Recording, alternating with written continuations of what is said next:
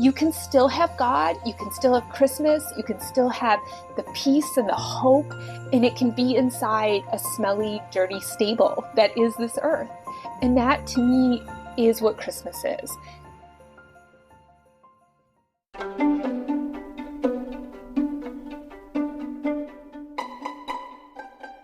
Welcome to this episode of The French Press.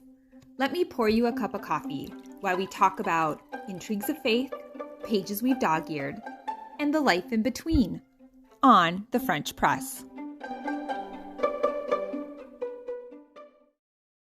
There's a trigger warning with this episode. The story I'm talking about from the 1800s does briefly deal with a stillborn birth. Although it ends in hope and God's love, I wanted to give out a warning. Welcome back to the French Press. This is actually my 1-year anniversary episode, and I have a lot of thoughts on that and a lot of things I'd like to say and people I'd like to thank. But I have to start by telling you this is an episode that almost didn't happen. It's barely happening right now. My family has been struck down by sickness. There's been some things going around my church, and many of us were taken down, and it was really bad. And it really set me back, and I lost a lot of days, and I'm still kind of barely recovering. And so I'm actually recording from my bed, which I've never done before. I usually record inside my closet for the sound acoustics. So I am recording from my bed, so the sound quality will not be as great. And I'm tired, and I'm worn out, and I'm fatigued and overwhelmed. And I thought, well, we just won't record. We just won't do it. And we talked about it and we said, no big deal. We just won't do this one. But I had done some research and I'd already put some time into the story I wanted to talk about and some Bible verses I wanted to bring up. And I just kept thinking about how Christmas, and we tend to think of it as this kind of like gilded, joyful, sparkly time. And yet there is a lot of hardships and overwhelms and losses and troubles at Christmas, and it's all kind of intermixed together. And we talked about this the last episode, that it's the worst of times and the best of times. And I feel like in my own little circles, I just have a lot of people going through a lot of hard times. Now, there's people going through really good times too, of course. There's people that are celebrating new things and good things, but there's people that are in the hospital. There's people that are sick like we were. There's people that are at a financial crisis and can't really do the Christmas they wanted. There's people in broken relationships, and yet it's all happening at Christmas. And we never want bad things to happen at Christmas, right? We want this to be a really joyful, happy time. In some years it is. Some years it's all celebrations and spending time with friends and family, and it's laughter. In some years, you kind of feel like you're on the sidelines of Christmas, right? Like you're at the parties, but your heart's not really in it. Or you're watching your kids or people unwrap gifts, and you just are kind of like not there. You don't care like you wish you could care. And we have years like that, and we have seasons like that. And when I think of the true Christmas story, when we look at the nativity and we look at the manger scene, it is rife with all these things, right? We tend to clean it up. I love a nativity. I have a really beautiful glass nativity my mom gave me, and I love getting it out every year. It's just white glass and kind of has the manger scene. But what a misnomer it is, right? It was not made of beautiful white glass. There were animals there, and they smelled bad, and they made weird sounds, and no mother wants to give birth in a manger. No mother wants to travel when she's heavily pregnant on donkey, no less, and end up in a town where they can't even get a hotel. And I think how inconvenienced we feel when we travel around the holidays. We do a lot of traveling at the holidays, and it's staying in different spare rooms or getting hotels, and it's exhausting and it's hard. And we are traveling by car, and we are staying in nice places. And I think of Mary and Joseph. Here she is carrying the Christ child, and there's no room. In my mind, that has to be so confusing.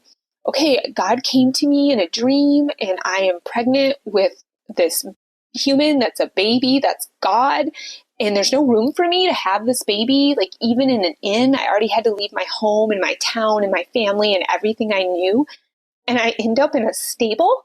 Like, to me, that had to have been confusing and mind-boggling.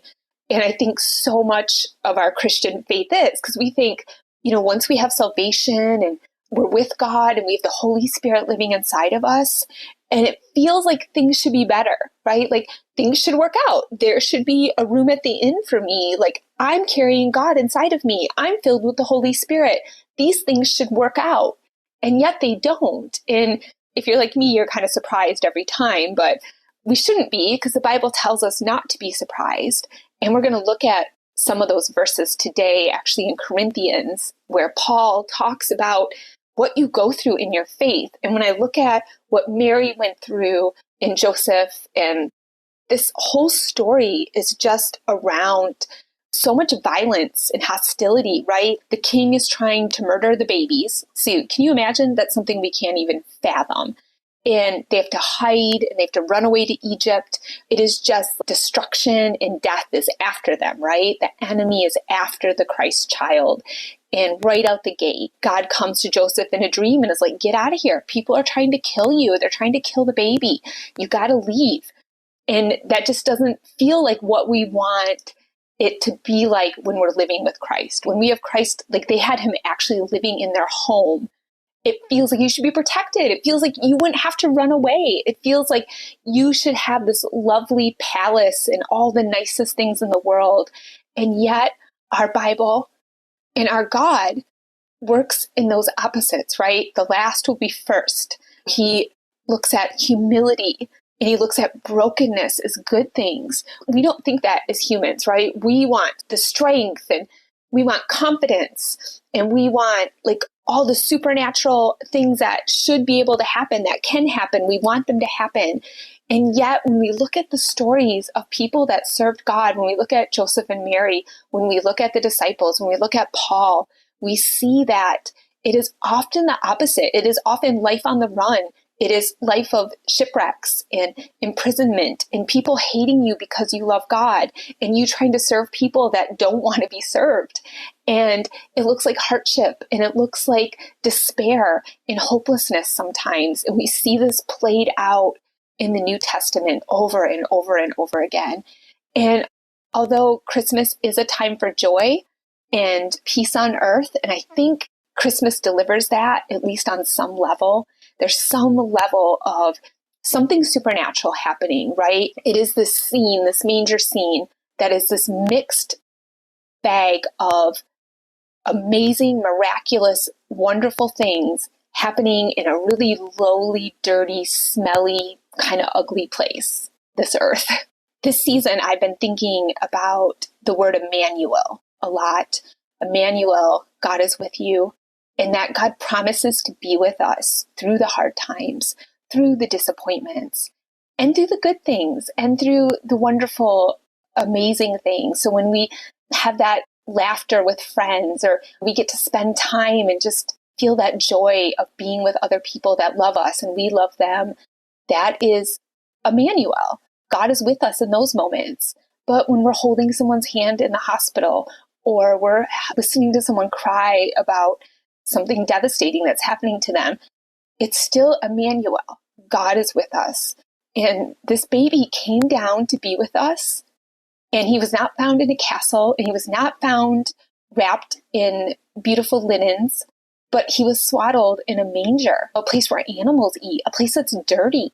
And nobody would let their baby rest inside a manger today unless they absolutely had to. We just can't even fathom this juxtaposition of this beautiful miracle of heaven meets earth. And it's this unnatural thing happening in this very humble, natural way. And I think to me that just represents Christmas so perfectly, as it should. And so often Christmas is a mix of these things. And it's the beautiful tree and the lights and exchanging gifts. And these things are all lovely. But it's also, I'm tired and maybe I'm dealing with some sickness and some heartache and I'm missing someone that's not here. Or I'm in a fight with someone and we're not talking. And I have to go to this family thing and it's maybe going to be weird because there hasn't been reconciliation there yet. Or maybe feeling left out, like you aren't included in things. These are all things we see in the Bible and we see in the lives of those who minister to God.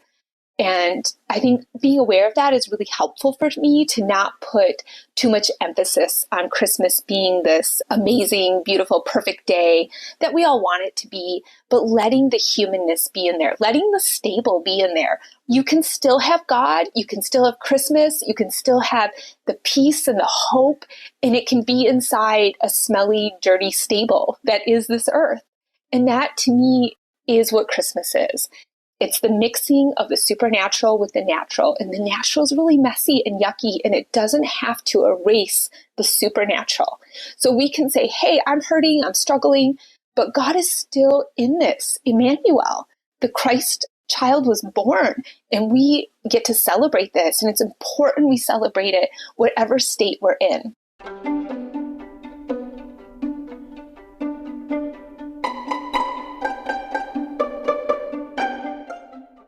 So I'm going to talk about one story today, and it's a tricky story, which is challenging because I'm already feeling a little bit raw, and this story is a little bit hard to interpret, but I want to try because I keep thinking about it.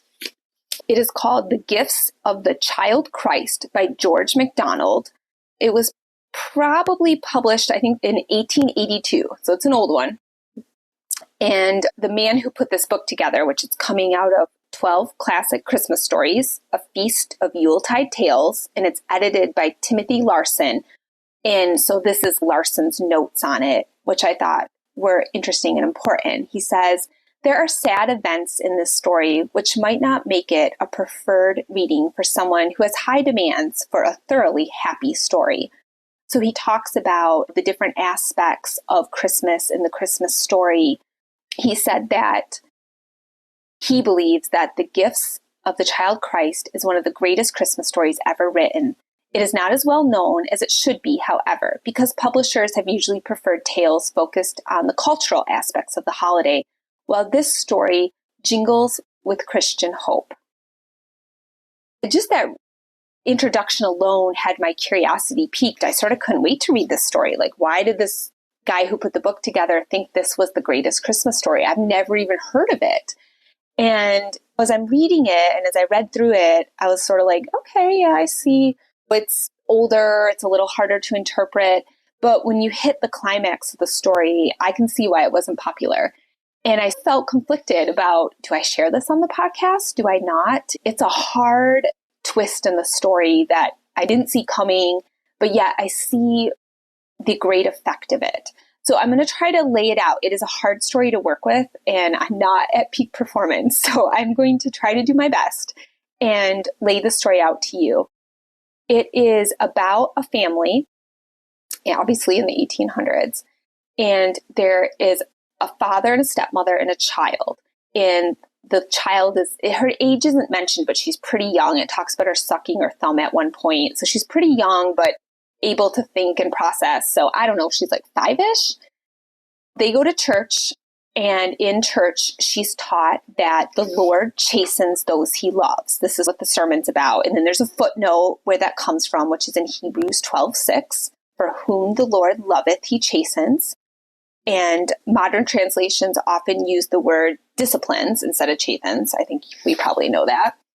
And this little girl, whose name is Sophie, she starts to wonder why the Lord hasn't chastened her. If the Lord loves people, if he chastens those he loves, she's wondering why he hasn't chastened her. And that's her theme throughout the book, is wondering why the Lord hasn't chastened her, because she wants the Lord to love her. So you've got this overarch of this theme and idea.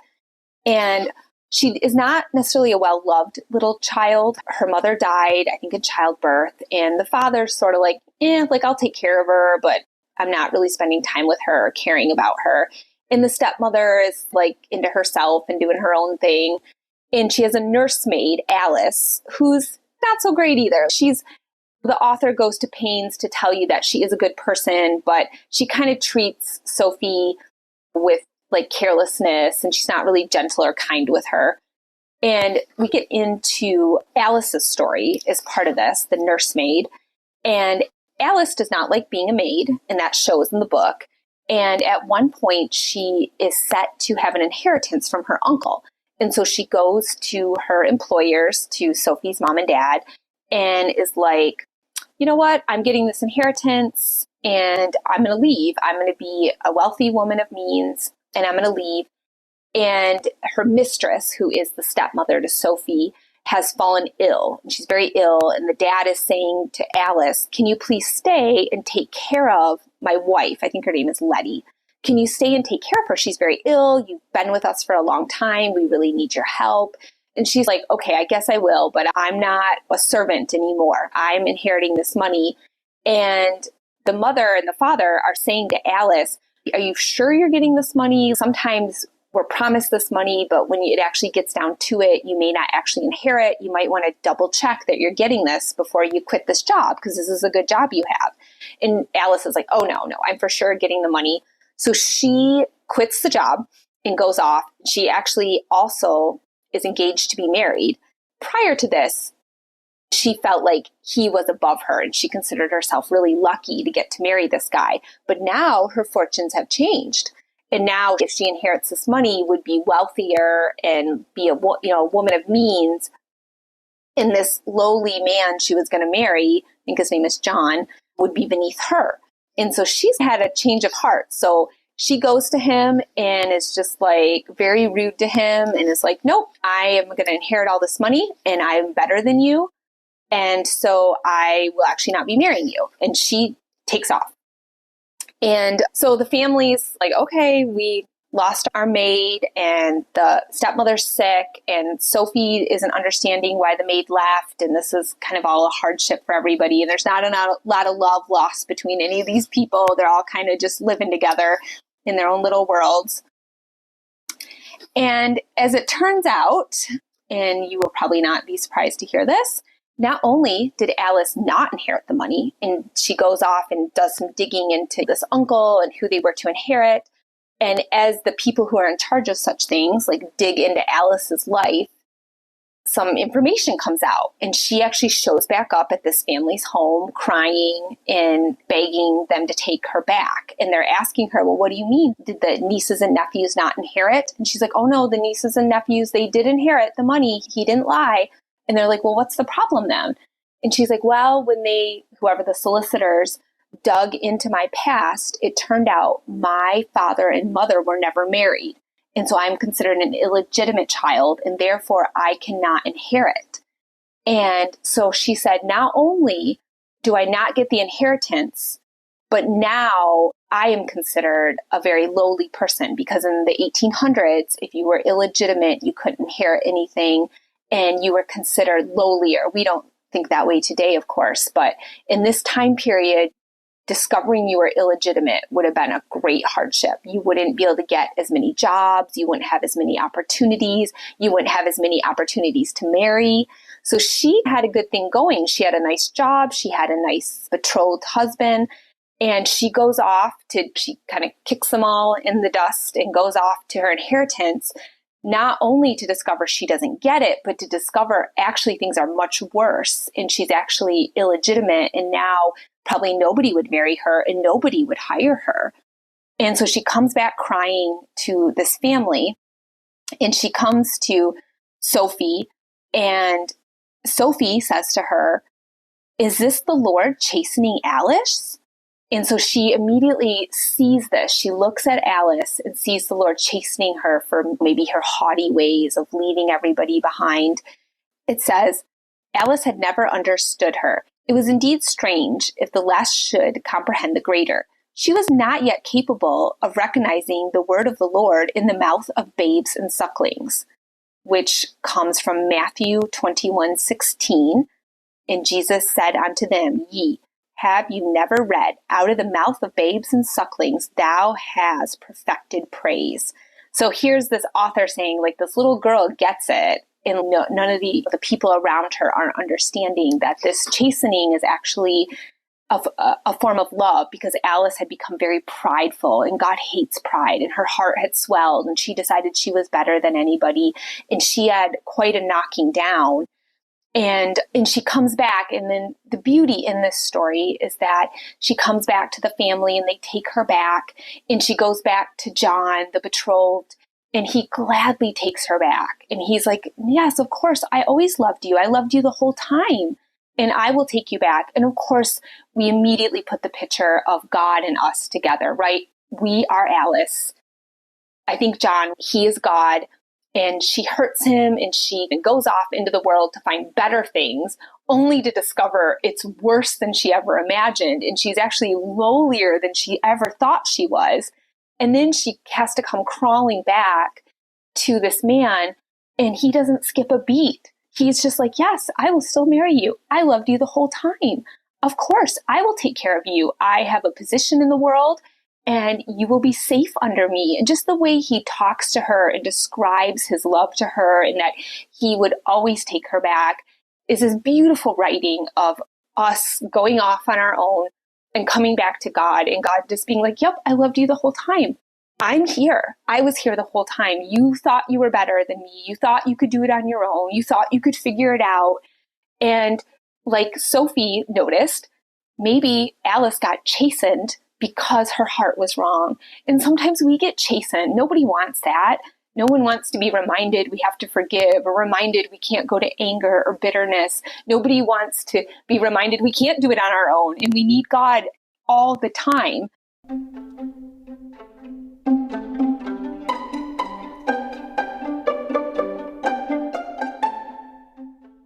Which takes me into the verses in Corinthians that I've been really thinking about a lot lately.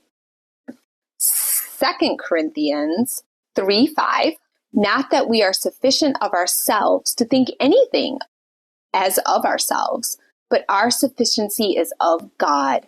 I've been thinking about that a lot lately. Alice tried to be sufficient on her own, and she couldn't be. She needed to depend on God, and instead she tried to depend on money in the world, in class, and where her position could be in the world. And I've been thinking about this verse a lot. Like, I've been feeling very insufficient, dealing with sickness and dealing with a lot of just hard things in my family's life, my extended family, and my friends' lives, and just being like, oh, I'm not sufficient to handle this. And, you know, feeling knocked down a peg with sickness, even like, oh, wow, I'm really not sufficient. I mean, I'm barely functioning. I can barely do this podcast. But I was like, okay, God is the reason I ever started this podcast in the first place. So if he wants this particular episode to make it out, it will. And it's not perfect. The sound quality will probably be a little less. My voice is a little weak, but yet God is our sufficiency. So as you're approaching the holidays, whatever they mean for you, don't go in on your own sufficiency. We do the best we can, but we have to give so much of it to God. God, work out this relationship. God, work out the timing of this. God, work out this travel. Work out what this looks like. And then being able to accept those outcomes. That might be the harder part, right? Because I tend to be like, God, you could have worked this out. You could have made this lovely and wonderful. And instead, it's hard. I remember one Christmas, we got a horrible snowstorm on Christmas Eve, and we couldn't go anywhere. And we don't have a lot of family around here, so all our Christmas plans are traveling. And we had no food in the house because we were leaving, and most of the presents had already been sent up north. And so we had no presents and we had no food, and we got stuck, and we had to stay home for Christmas Eve and Christmas Day. And we had nothing really. I mean, we had a tree up, so that was good, but we had nothing fun to eat, just like basic, boring stuff. We had no gifts to give because they were all up north already. And I remember it being just like, oh, yeah, we're really missing all the charm and sparkle of Christmas. It's all in a different place waiting for us, and we're stuck here. And it was really disappointing. It was really hard to overcome it. And I'm grateful that we didn't get stuck traveling. We didn't have trouble. We had our health that season. So we had a lot of things going for us, but it felt very un-Christmassy, and it was just hard without the things we look for, which are the lights and the trees and the presents and the family and the friends and the laughter. And it was hard to overcome that Christmas. And it sticks out in my mind as a hard Christmas because we didn't get those fun things. And I know people spend a lot of Christmas a lot of different ways, right? Sometimes we get the big family parties, but sometimes we get stranded by weather. Sometimes we get stranded by sickness. Sometimes we get stranded in our own minds and we just can't connect with people the way we wish we could at Christmas. And yet God is our sufficiency.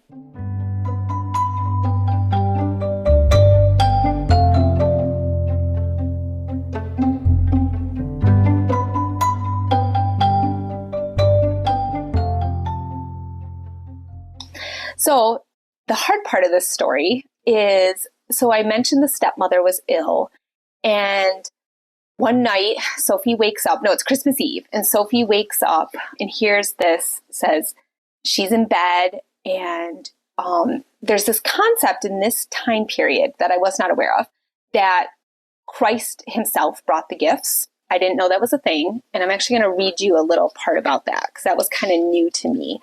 So it said, for many people in many different cultures, Christmas is a time for gifts brought by mysterious figures. The most famous of these, perhaps, is St. Nicholas, who has now come to be known by many, especially in America, under the guise of Santa Claus. Another, however, is Christkind, or Christ child.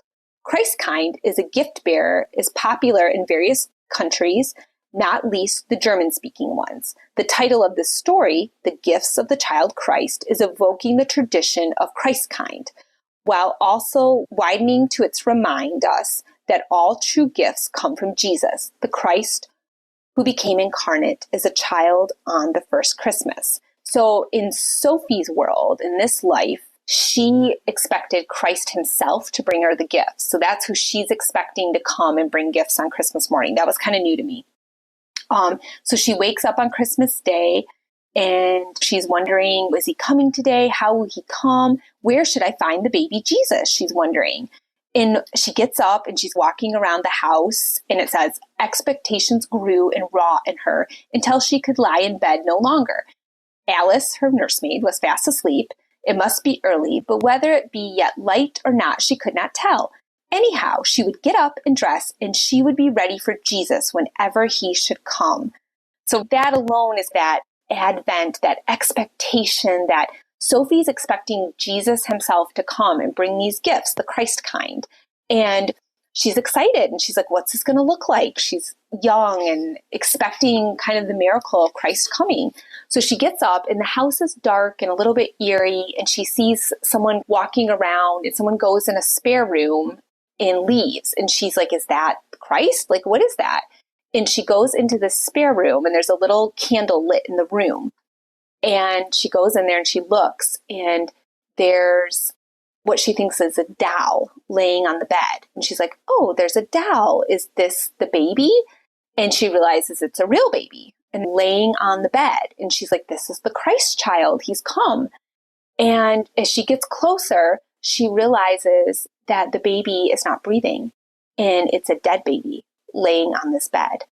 And she's so sad that she picks the baby up and she holds it, and she sits in a chair and she holds this baby in her lap. And so at one point, the nursemaid comes in and is like, what are you doing in here? Why are you in here? And Sophie cries out, and her father comes in the room, and Sophie wakes up from under this spell, and she yells out, Jesus is dead, she said, slowly and sadly, but with perfect calmness. He is dead, she responded. He came too early, and there was no one up to take care of him, and he is dead. And I'm like, oh, this is the climax of the story right here. This is the whole idea, right? Christ came as this baby, but we know he's going to die. And this whole thing is happening in this one little room with this little girl who realizes Christ did come and he died. And it's so sad. And it took me a lot of days of thinking about this. So you may be hearing this right now. It's very shocking and strange. Like, what a horrible Christmas story. I can think of nothing worse. And I had to sit with it for a few days and understand what's happening in this scene. And it's the whole thing at once. It is the birth, and it is the death, and it is our salvation. And we're so excited the baby's born, and we're so sad Jesus has to die, but we're so grateful he does because he's our salvation. And it's all these feelings at once. And I think this story really is able to bring them together in that one scene. And it's so hard to read and it's so hard to understand, when we read about the crucifixion, and it's so hard to read these hard things that Jesus had to die. And yet this is part of the Christmas story. It's the whole story is he was born a human. He lived in this messy, messy world with us. He died this horrible way and he rose again. And because all that happened, we have salvation and we have hope. And we now are not destined to be separated from God, but we are given opportunity to be united with him through what Christ did, through this plan God set in motion before time. God knew exactly that Christ would come and there'd be no room in the inn. He knew they'd have to flee to Egypt. He knew he would be betrayed by Judas. He knew he would die on the cross. He knew he would sit in that tomb, and he knew he would rise again, and he knew he would be a salvation. And we're also told he's coming again. So while the Old Testament people sat in Advent or expectation of the birth of Christ, we sit in Advent in expectation of the return of Christ. We are in a different time period than they were, but we are hopeful nonetheless. Christ has already come and died and rose, but he will come again, and we will spend eternity with God, and we will escape all the messiness of this earth, the manger scene and the no room and the not feeling wanted and not feeling important and not feeling loved or cared for or feeling attacked or feeling tired and sick and weary. All these things won't matter anymore.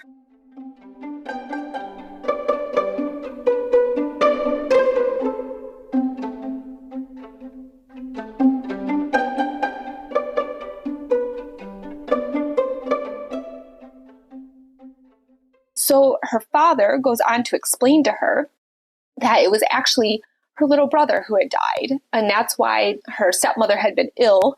She had given birth and the baby didn't make it. And he says, no, Sophie, Jesus is not dead. Thank God. It is only your little brother that hasn't life enough and has gone back to God for more. So they all weep and cry over it for a while. And it really changes all of their hearts. This idea just changes all of them. Alice is completely moved. Sophie's parents are completely moved to change their ways. They want to be more loving. They saw this little girl go through this agony of the excitement of Christ and also the devastation of his death and come around through it.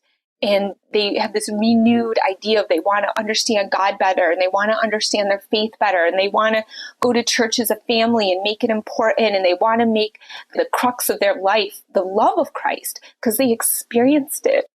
They experienced it in the totality in that one horrible scene.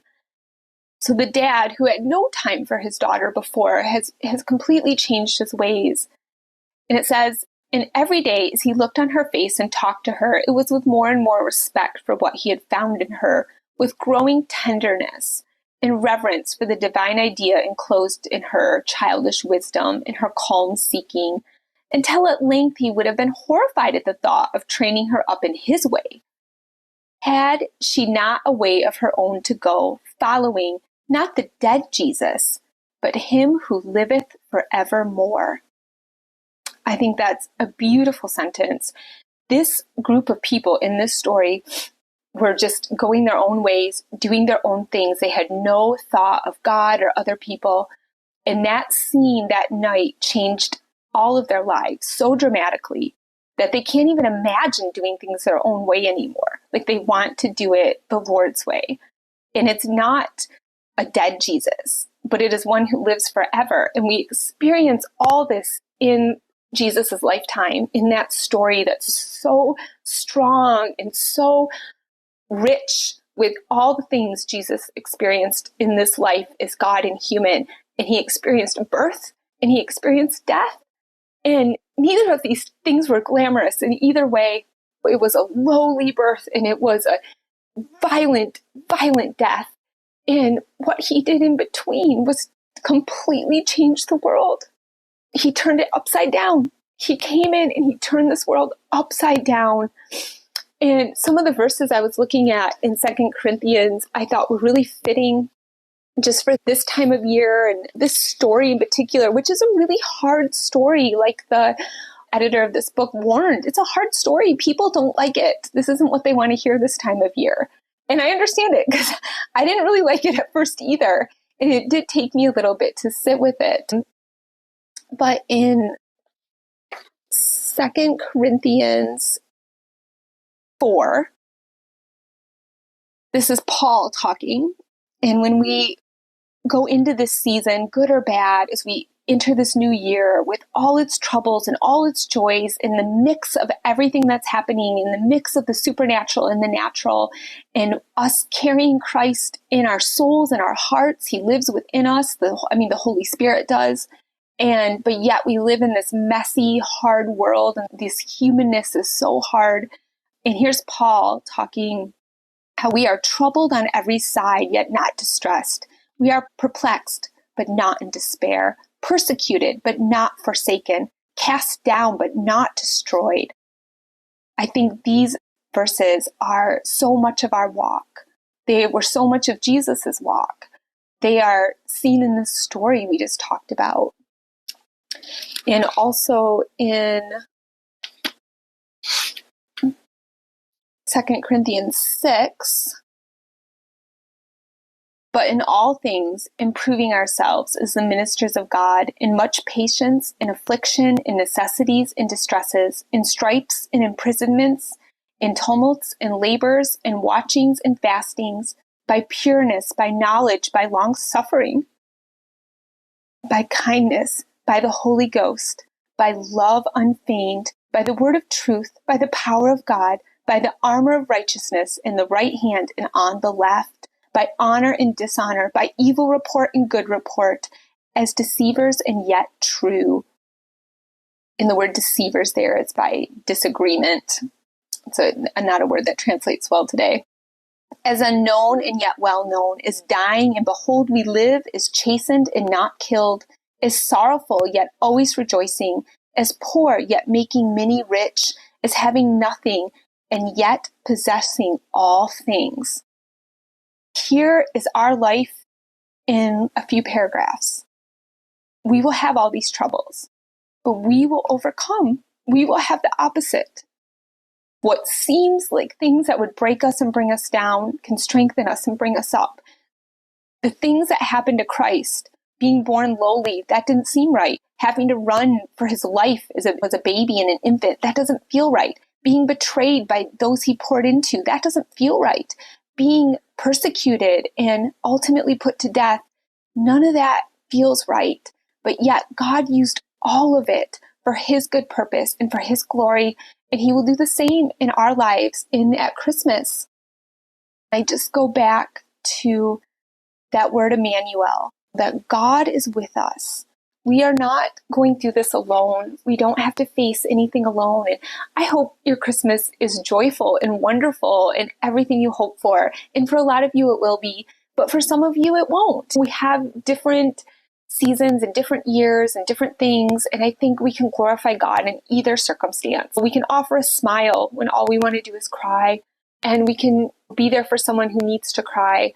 And we can remember to glorify God in all the circumstances of our lives and not go off like Alice did and try to find a way to fix ourselves through the world's ways, but to come back to God every time and be like, I'm insufficient. I need you. I need your sufficiency.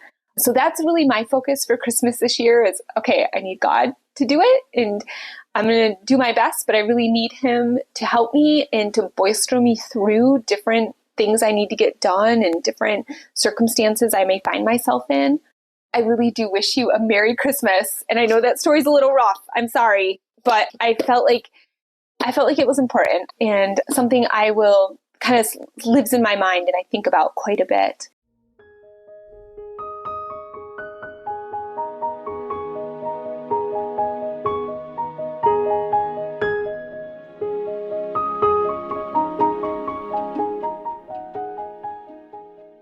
But I want to close with just saying this is my 1-year anniversary, and thank you so much for being my listeners, for the comments you make, and you guys tell me what the podcast means to you, and it really just encourages me and keeps me going to the point that I'm not feeling so great. I'm literally recording from my bed, but you guys mean so much to me that I didn't want to miss one, and I didn't want to miss sharing this Christmas story with you, or even just being able to share this 1-year anniversary with you, because you guys are the reason that I do this. And I'm glad God called me to it, and it's hard, and I've had a lot of ups and downs with it. I get a lot of joy out of doing this podcast, but there's also a lot of challenging parts, and it's a lot of putting myself out there on display. And when I go back and think about some of it, I cringe and I'm like, oh, but that's ministry. That's life, right? We kind of put ourselves out there, and it's not always done perfectly or beautifully.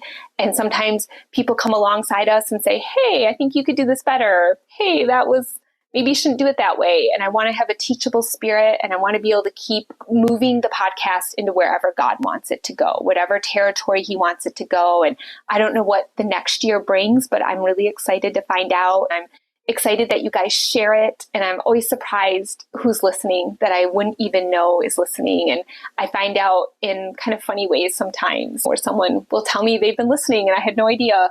Or I'll hear through the grapevine that someone said I shared it with my sister, and then she shared it with a friend. And that means the world to me, and it means so much to me. And I really would love your prayers over the next year for the podcast, and support in any way you want to give support. Some people have given financially. There is a cost to keep this going, but any way the Lord leads you to support this ministry. And some of you, it's just encouragement. That's a huge currency for me, just encouraging me. And sometimes you have to say hard things like, hey, maybe don't do that again.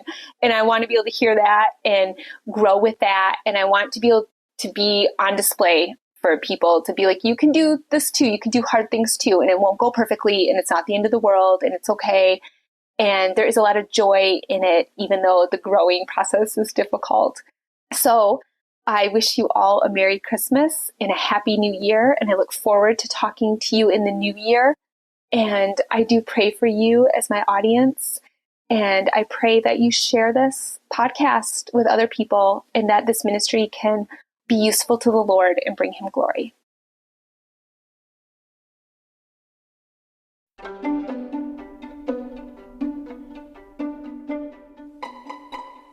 I'm so glad you joined me today on the French Press. If you liked what you heard, you should follow me. That way you'll get all the latest episodes. And if you wouldn't mind taking a minute to rate the show. Also, if you'd like to follow my blog, The Demi-Tasse Drafts, I have a link below in the show notes. Follow me on Instagram and Facebook. Anytime you can leave a like, comment, reshare a post. All these help my ministry get more traction. The most important thing you can do is pray. I really appreciate all of your support. Thank you for sharing a French press with me today.